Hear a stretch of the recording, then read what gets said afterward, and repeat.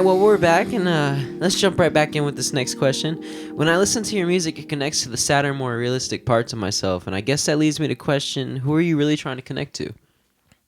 I really try, like, I hear that a lot, and I don't usually mean to make the sadder, more realistic songs, but I like that it tends to attract the people who are very in tune with themselves and they're aware of like their emotions, and I guess that's who I'm going for, because I'm very like that, and those tend to be the people who can understand where I'm coming from, and like a lot of my friends are like that, where they understand the emotions and my emotions and their own stuff, so it's easier for me to communicate how I'm feeling without making music as well. But not everyone's like that. It's good to be surrounded by people that understand how you feel. Exactly. So I guess that's all I'm looking for, people that are like my friends, just emotionally connected, very in tune with everyone and everything. That's good. You want a really close connection with your fan base. Because if you don't Exactly. have one, then they're not really there for you when you need them. Yeah, and I really, oh gosh, I want to be those celebrities that's like replying to DMs and stuff. Like I love doing that stuff. Yeah, like you just make people's days when you do that. Just that little stuff.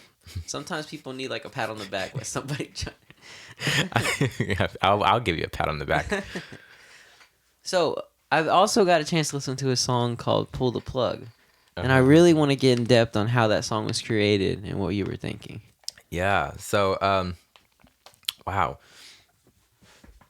So, "Pull the Plug" is a song from the new record, and it's a sadder song. It came from my take on experiencing love as if you hadn't before, or like it's almost like it's forbidden.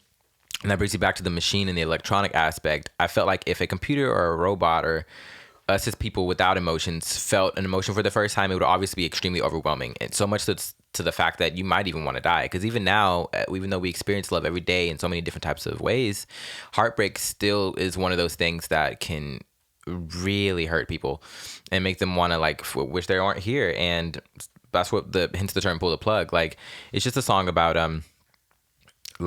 stopping the pain and doing it in the most abrupt and realistic, subtle way possible.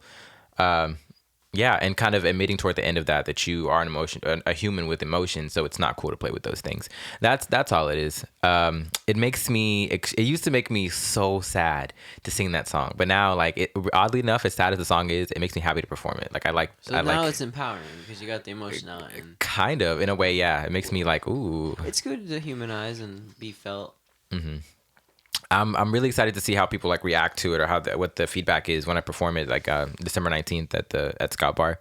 I feel like that'll be the first time anybody besides like you and like a couple other people have heard it. So I'm kind of like, ooh, like I'm nervous. Are you excited? I'm a little bit of both. I'm nervous because I don't know if it, like, this is a totally different sound from Window. It feels like maybe I'm wrong about that, but it's also I think it's growth on an extreme scale. I hope so. I'm excited. I hope so. I don't ever want to progress backwards. Slap me if I do. All right. Well, let me slap you with one more question. Do you believe in a backup plan? I do. I always feel like it helps to have one. I'm not going to lie, though. I'm the worst person to ask, because my backup plan, it probably still involves something in this realm.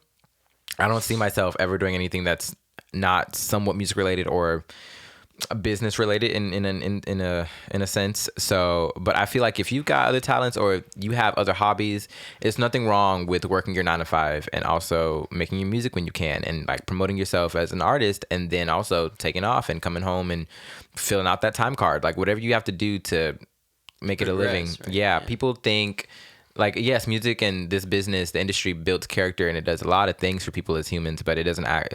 That's also a you thing. If you're not working on yourself and like putting yourself in the real world, then what exactly are you doing to really stand out and grow as a person as well as an artist? It's one of those things, I feel like. So yeah, if this doesn't work out, catch me building websites or something. I don't know. Like, I'll be right there with you.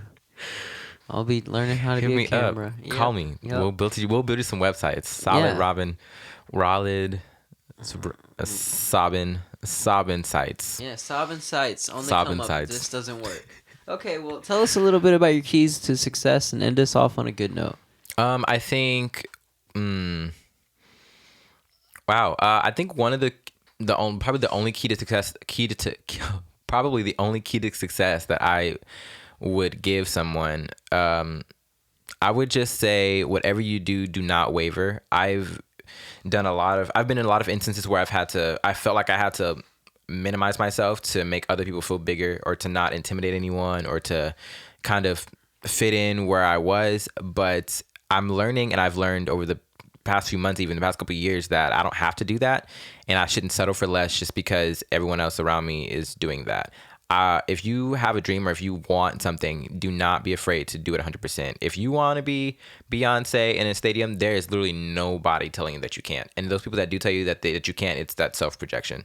So I always feel like if there's something that you want to do, it is nothing wrong with going at it 100%. Nope, just Shia LaBeouf it. Literally.